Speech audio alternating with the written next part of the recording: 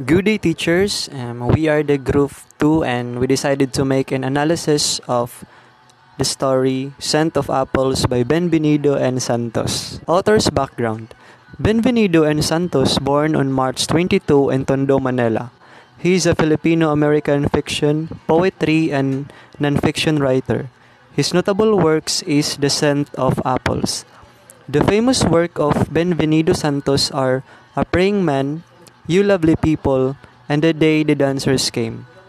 Santos received his Bachelor of Arts degree from the University of the Philippines, where he first studied creative writing under Paz Marquez Benitez.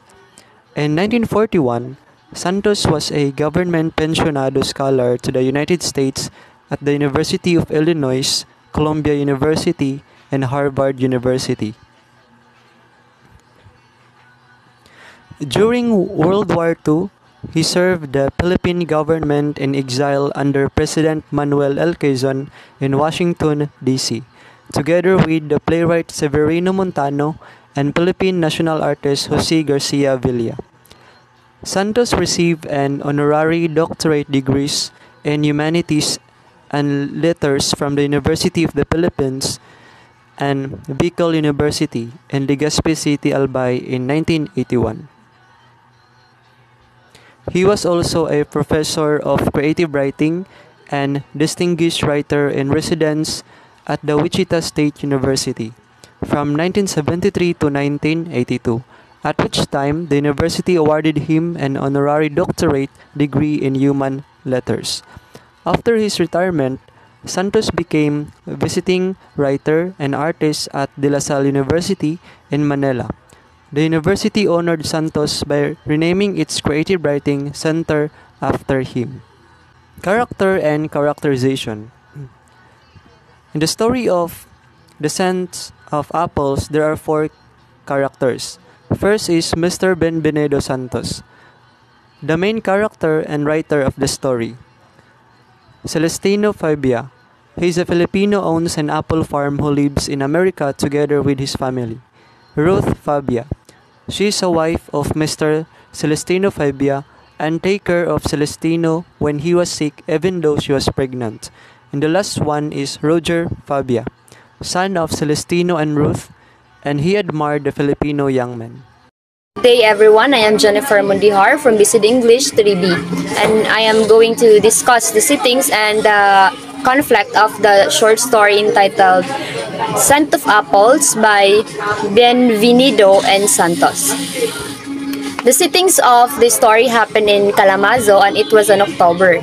The main settings actually was in Fabia's place, wherein Celestino invited the Filipino young man to come by and eat dinner. So in the conflict, the physical conflict, which is the man versus man, in the short story, Mr. Santos against Mr. Celestino Fabia.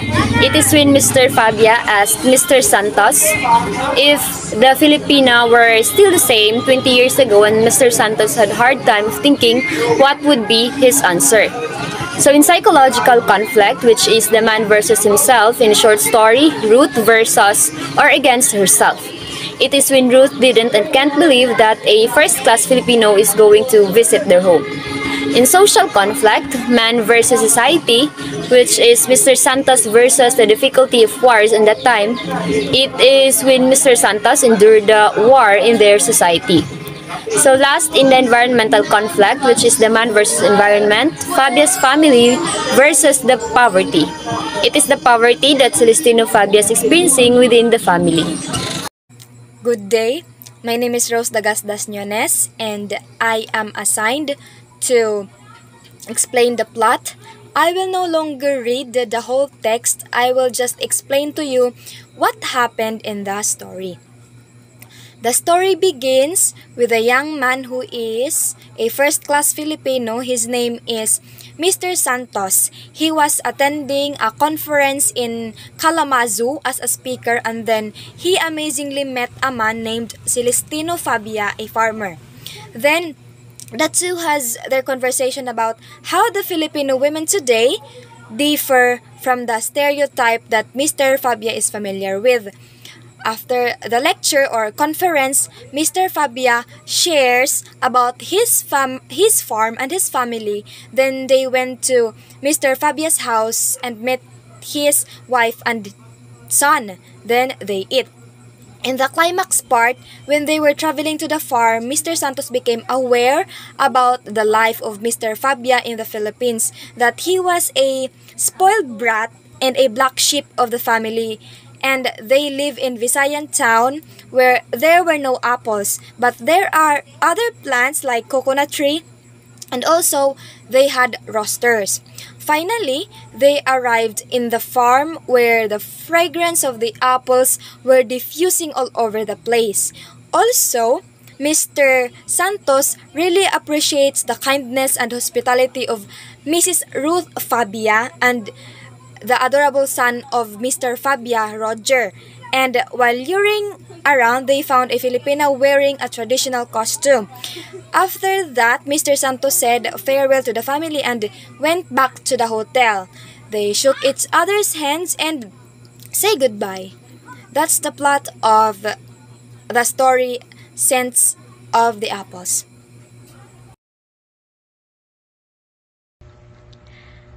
Hi everyone, I'm Anna Marie A. Olivar from Section B, and now I'll be going to discuss the theme and moral of the short story, The Scent of Apple by Bienvenido Santos. First, the theme. The theme of the short story, The Scent of Apple, is to be an immigrant, is to live among the scent of apple. Something not as present in the homeland, yet strangely remind of it. The idea of home is not a place where he was born and grew up, but where he is at present. So here, this piece really focuses on the main theme of immigrant blues and how Philippines Americans feel left out of American culture and how they miss being part of the culture in the Philippines. Yeah, and here in the moral of this short story, first, the life is really hard. Life is really a hard battle. We have to be strong enough in facing many trials and challenge to be able to win this struggle. And the second one, we should never forget where we came from. Bear in mind that the country you live is the country where you should live.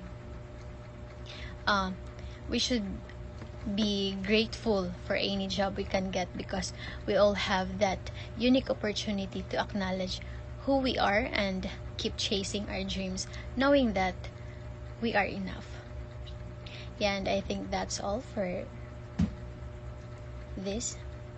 Good day everyone. So today I'm going to discuss the cultural implications of the poem entitled Scent of Apples. So the author of the story Scent of Apples reminds us of the struggles Filipinos experience by letting go of their homeland and trying to make a new life with nothing but memories of how things used to be. So it showcases the Filipinos' very own distinctive trait, which is the hospitality. We tend to impress foreigners because they are not accustomed to such warm welcome and service. And even when some Filipinos are living simple lives, they tend to still try to give the visitors the best experience, even if it breaks their banks.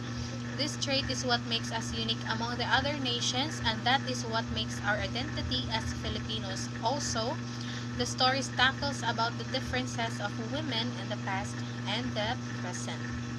Thank you.